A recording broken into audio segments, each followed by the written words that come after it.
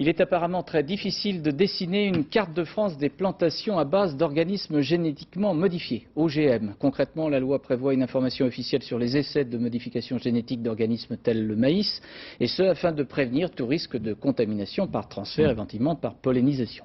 Mais les Amis de la Terre et France Nature Environnement, deux associations, dénoncent un secret organisé dans près de la moitié des départements français, secret couvrant tous les essais de modification génétique. Explication avec Françoise Vallet et Éric Mézy.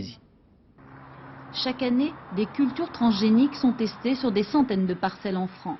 Maïs, colza, tournesol, betterave, soja, les associations souhaitaient faire un état des lieux de ces plantations en plein champ sur le territoire.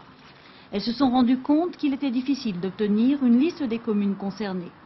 Sur cette carte figurent en jaune les départements ayant reconnu la présence d'OGM sur leurs terres. En rouge apparaissent les départements qui ont refusé de donner l'information. Pourtant, une loi du 13 juillet 1992 fait obligation aux autorités de rendre publique la liste des cultures transgéniques. Les préfets disent rester prudents par peur des saccages, comme ici en septembre dernier dans le Tarn-et-Garonne.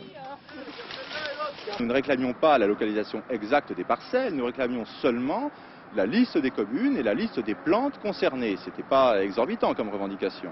Et ça, vous ne l'avez pas obtenu? Absolument pas. On nous dit, dites-moi les communes qui vous intéressent, je vous dirai ce qui se passe. Et il y a 36 000 communes en France.